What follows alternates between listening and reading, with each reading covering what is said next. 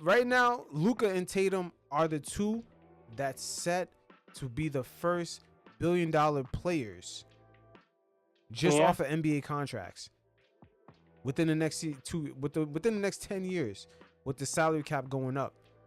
In 2014, the salary cap for the whole team was only 63 Yeah. million. And then right now it's 140. Yeah. So by the time this new TV deal fully gets into the middle of it, it's going to be up to 220. Yeah. 220, man. That's a hell of a That's jump. that's fucking wild. Yeah, From and 2014, it's like 20. What are you saying? 2026, right? yeah, 2014, I believe that's when there was in the middle of that ESPN deal Yeah. when LeBron went to Miami. And Yeah. then they signed a new one in 2017. And then now they recently signed a new one for 2025. So you can see how this shit has gone up. 63 million to 140 million as a team salary cap today. That shit is crazy, bro. Yeah. And it's about to jump to 220. And then Yeah. The NBA, the NBA has really been able to sell sponsorships and like these TV ads. Like they've been able to do it. I think them and MLB has been able to do a great job on that when it comes to American sports. the big influx of money, right? It comes Yeah. from NBC giving the NBA more money than the NFL just for their B package. Not even for their premier package that ESPN got. You know how ESPN shows the Yeah. games every Friday. They get the finals. There's certain packages for the They TV get the deals. big games, the Yeah, highlight games or whatever. Yeah. correct. So the NBA paid. So ESPN paid a lot of money for the A package, right? To get the finals and everything, WNBA finals, Yeah. NBA finals, etc. But NBC almost gave the NBA the same amount of money for the B package, which is fewer games, but they almost gave the same amount of money as ESPN. They shocked everybody. This is where the influx come in. Even the NFL is shocked. They gave the NBA almost the same, more money than the NFL actually for 10 years Yeah. for the B package. So that's why, like, when you go to the graph right here with Jason Tatum's projected salary, as you can see, Yeah. as he hits age 33, yo, my guy is set up. Oh my God, 87 million. Then he can make 95 God million, damn. 105, 112, Bro, by the time he 127. makes LeBron's age, imagine how much money he makes. Now, LeBron's not part of this. The thing is, right? No, I'm saying once Jason Tatum and Luka hit LeBron's age, like LeBron's current age. Oh yeah, they're gonna be making Yeah. over By 100. then, LeBron's 50, bro. You know what I mean? By then, Yeah. he's 50. So I doubt it. But these guys will be making like ridiculous money, bro. By the time they're 40s, Yep. they So have 50 have the longevity. Like that's crazy. yeah. So the sweet spot right now, the sweet spot is if you came in the NBA in the 2017 or 2018 period. That's the sweet spot. You're set up because your contract aligns with the new TV deal. Yeah. So that means like De'Aaron Fox is in this category too. That's why I think De'Aaron Fox kind of opted out because he's gambling on himself because regardless how his situation goes, he's still projected to be one of these guys to be banking in probably on the low end. He could make like 700 mil in like the next 10 years from his NBA contracts alone. So again, it's Jason Tatum, Luka, De'Aaron Fox. They're all in this category where their contracts align with the TV deal. And let me see Luka's. Luka's the same thing, man. Luka, by the time he gets his new deal, he's projected to make 79, 87 million, tops it off at his current contract. And then his next contract, Supermax contract at age 32, he's looking at projecting 95, then 105 in 2032, 118, 127, and 140 per year. Yeah. Holy shit. This is crazy. He's 32, he's looking at 95 mil, bro. Yo, I think Luka might be fully overweight once that 118 kick in per year. Bro, did you see? I think there was Mark. Man, I don't know if Mark Cuban was on the Logan Paul podcast or Shannon Sharp because he's having a media run. Because I think he's endorsing Kamala Harris or he has a business. One of those two, right?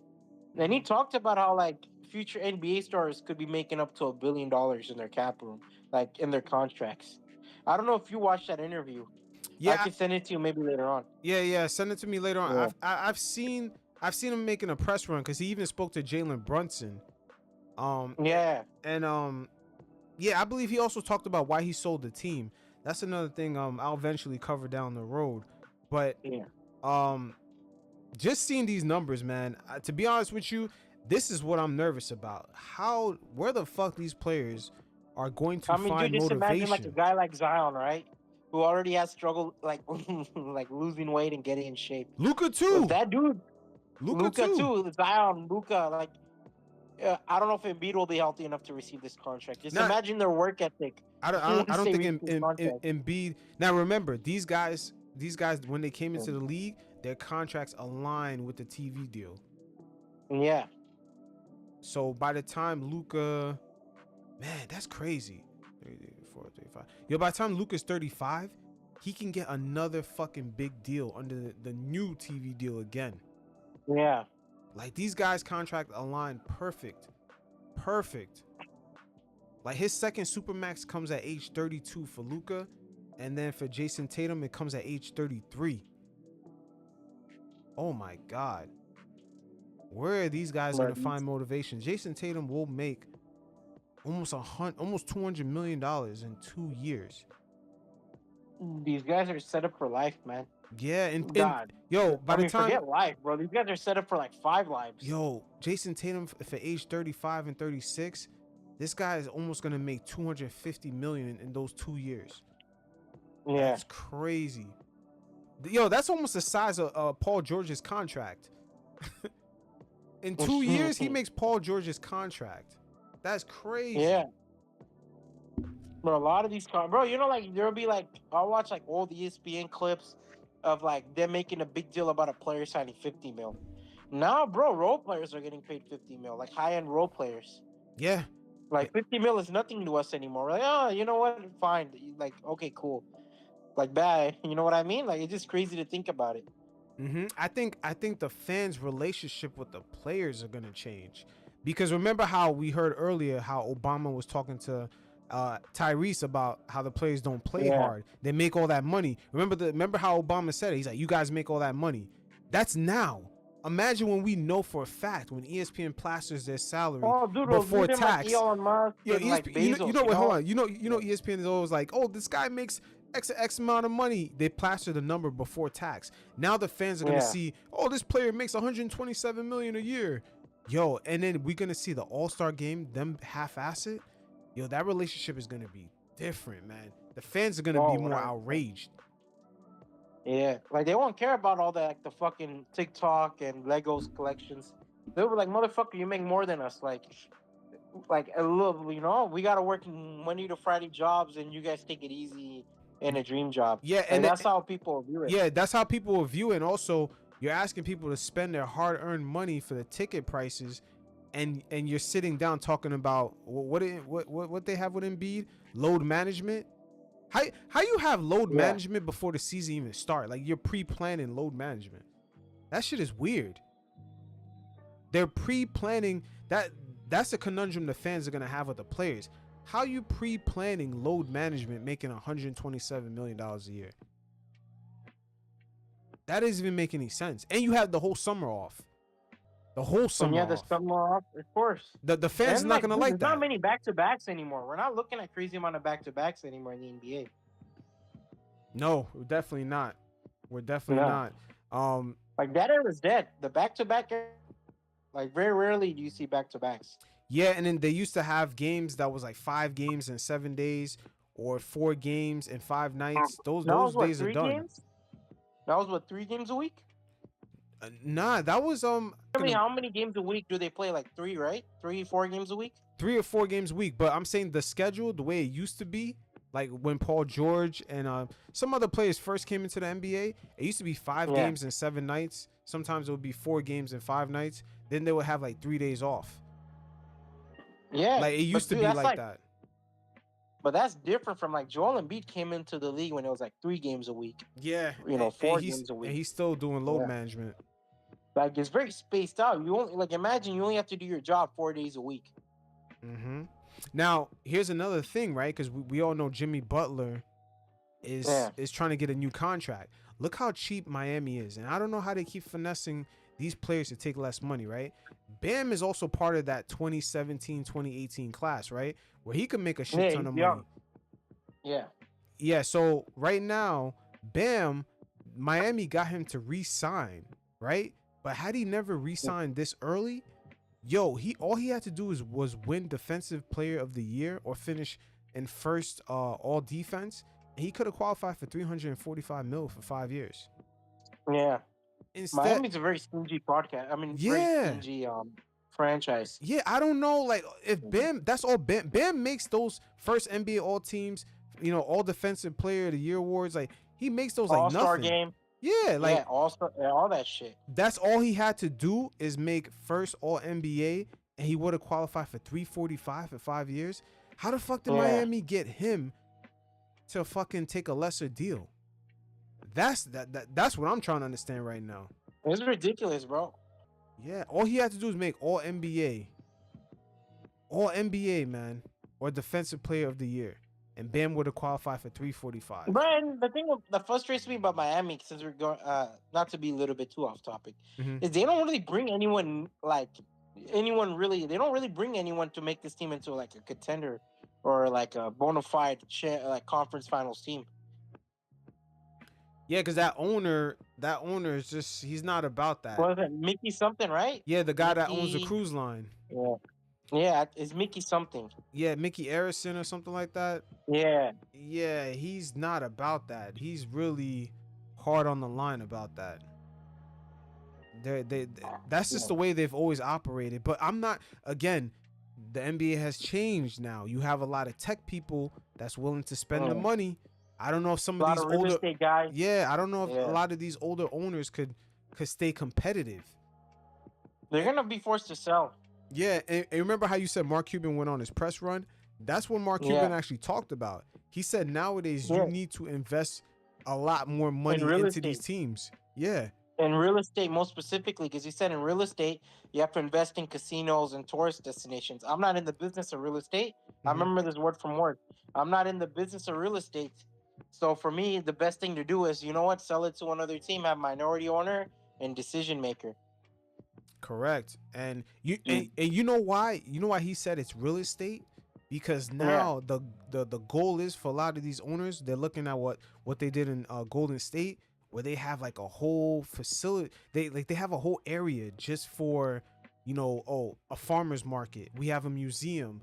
Oh, we have an office building where other tech companies lease from us. You know what I'm saying? They've created a whole hub. They have a chain of restaurants. They've created a whole hub for the Golden State Warriors. Environment. Yeah, a whole environment. And what's also going to be included in that environment when gambling gets more like legalized? The gambling aspect. It could fit for a casino in there. Dude, the gambling aspect's already creeping in the NBA. When you look at MGM, obviously, you look at you look at all these sponsor deals, the gambling companies. I don't remember them by name. DraftKings and et cetera, et cetera. It's creeping in, and once it officially mask off, holy fuck! Yeah. Imagine you're going to, let's say, Toyota Center, and after Toyota Center, you could 2 minutes down, there's a casino, and then there's restaurants. There's restaurants. There's and museums. at the end of it, and then at the end of it, peep this. At the end of it, just like in Las Vegas, there's hotel. So they want you to come out of your room, gamble not only on sports, on regular stuff, wine and dine, have an attraction to go to, maybe watch something like a movie or something. Take your kids to the theater, take your kids to the museum. And then walk across the street and go to the game. That's what they want. That's the end goal of all this. And eventually these teams will demand much more favorable times. Sooner or later, we'll watch NBA games start from 6 o'clock, 5 o'clock until 10 o'clock, just so they could get these spots popping, You know how Las Vegas advertised for people to fly in and see their favorite singer who doesn't really go on tour no more. Maybe they have a residency. Yeah, the retired, Mariah Carey. Yeah, exactly. Usher, those kind of guys. The NBA wants to have those same type of advertisements for fans to travel from other states and especially from international countries to come here, stay in the hotel that's across the street. You can gamble and put money on the team. You can eat If you don't gamble, you can eat at the restaurant. Then you can walk across the street to the stadium. And then once the game's over, your room is right upstairs, right across the street in the Yeah. hotel. Like they want a whole hub, the same way like Las Vegas is set up with the casinos. It's a whole hub of entertainment and leisure. That's the next level of NBA ownership. Yeah. Like it's so crazy to even think that it's gonna come down to that. But that's what the Warriors being down there with that new space in San Francisco kind of exposed. Like, can you imagine if they infused the gambling aspect with the casino into all this? It's over. Yeah. It's money on top of money just being printed. Like, that's the reason why the 76ers were considering not necessarily leaving Philly. There still was going to be the Philly 76ers, but they were going to be across the river in, I think, Camden. They was considering getting a space. Same thing for the Wizards. The Wizards almost broke their lease and almost went to Virginia. They got pulled back by the city of Washington because a lot of the owners have realized, oh shit, there's a new stadium blueprint while the TV money on the local side is going down. Like the local TV RSM business, it filed for bankruptcy, man. Valley Sports, they're not getting the money no more from the local side of television. Like right now, the Phoenix Suns, the Utah Jazz, the Dallas Mavericks, you can watch all their games for free. You just need an antenna, and then some of them have an app. Like that's how much like there's no more local TV money. Outside of the big national TV money, the local TV money disappeared. Yeah. So a lot of the owners, they're looking for different ways of monetizing. And the casino, the gambling, the leisure, the same way Las Vegas is set up. In the MGM Resort, the Caesars Palace, they're looking to do the same thing, but make it around the arena. And who knows? I think Steve Ballmer kind of set up his shit the same way, but who knows? I don't know if they bought enough land, but to make new buildings or whatever in case the gambling aspect changes throughout the rest of the country. But this is really where they're headed. And yo, soon to buy an NBA team, an NBA franchise, you need a team of, it's like soccer. You need a team of investors. You can't, no one individual is going to have that alone. Even if they could afford to buy it, it's too expensive to maintain for one person. It's too expensive. Like, think about that. It's way too expensive. It's crazy. And even the Dallas Mavericks, they sold, I think Cuban sold his franchise to that family that runs gambling in Las Vegas. They're waiting for Texas to legalize it, because every single franchise in Texas, from baseball to basketball, they almost represent like a medallion of licensing for gambling. So it's almost like every franchise in a way of sports in Texas is basically its own casino. It's almost like a legal license for gambling. Like, you own a franchise, it's almost like owning a casino off rip. You own the rights off rip. Like, it's crazy. So that's why the NBA franchises prices will keep going up and up and up, because a lot of the new owners, they're hoping the franchise also represents a medallion to be a casino. Like, it's crazy, man. Like, this whole thing, it doesn't get talked about too much, but this is where everything is headed. And Saeed, one more thing. Yeah. You would not believe the gambling money right now might be holding up the big media outlets from covering sports. Like, I don't think their business model works in the digital world and streaming, but the only thing that's holding like ESPN up is them getting into gambling. That money is so much that is actually making, them have Sports Center. But you also need like a family friendly show, right? So how much of gambling can you really promote? No. I'm not saying no. ESPN doesn't have to promote gambling so much on their screen. I'm saying them having the business of broadcasting, paying people full time, a whole staff, filming, Sports Center, then having another piece of content to film. You know how they used to have a channel where it's 24 hours a day? That business, to run that without cable being attached to it, is an expensive business. And it might be a possibility that the gambling right now is what's holding up ESPN and like other large media outlets like that. Like not only ESPN, it might be holding up what's another media outlet? NBC Sports or CBS Sports. Yeah. Like they really can't afford to run a full-time network with all those staffs and employees and also broadcast. Like it's expensive without it being on cable attached to a certain bundle. Because remember, with streaming, if they all create their own apps, people could just cancel the app. Then they don't have revenue coming in. Yeah.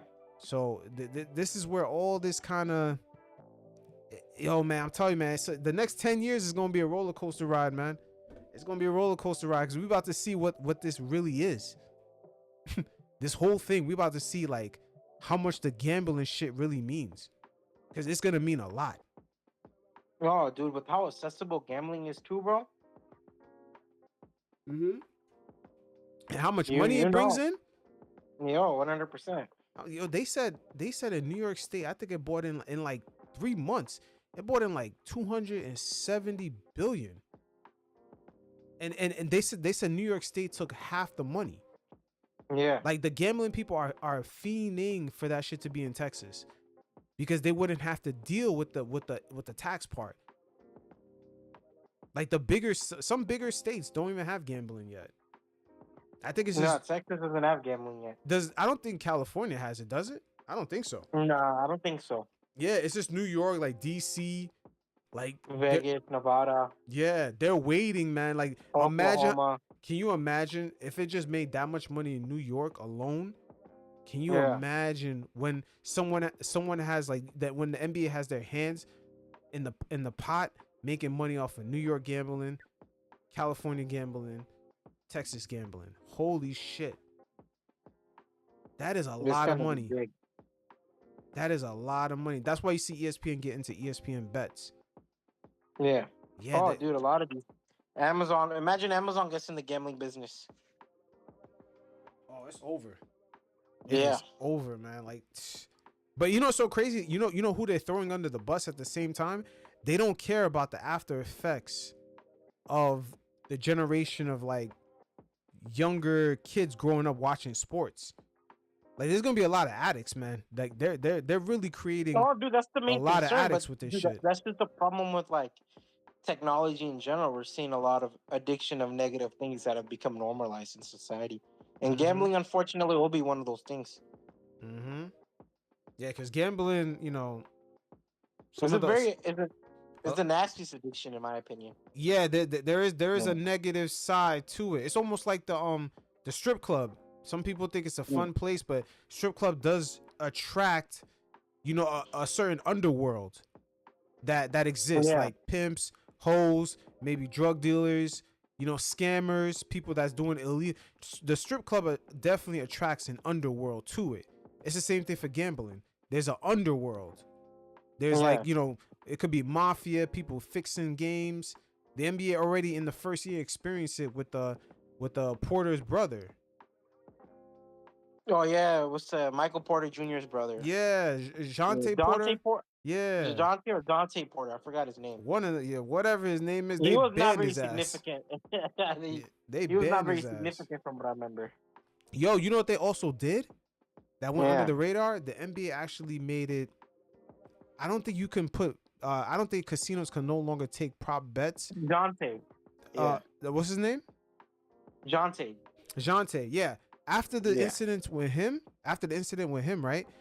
The casinos now, the NBA made an agreement where they can no longer take in prop bets for players who make like a certain level of salary. Like if they make under a certain amount of money, they feel like those players are more exposed to like doing crooked shit.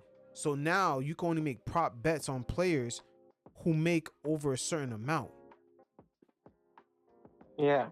Which is crazy. Yeah. So basically the G League or the people on the fringe of being into the league, there's no bets on them anymore. You can't do prop bets on them anymore. You can't say, we bet this person gonna play under 3 minutes or get this amount of rebounds. Like you can't turnover assist ratio, etc. You can't do that anymore. I'm not sure what the salary amount is, but it's probably with the players who are not gonna risk their careers and their money over no prop betting. Yeah, it's a certain amount. So the player has a prestige The player makes a certain amount of money. He not risking his career, his reputation for no fucking prop bets. But a player that's on the fringe that probably makes like $1 million a year, which is a lot of money still, but that guy might be willing to risk his shit to make an extra $3 million.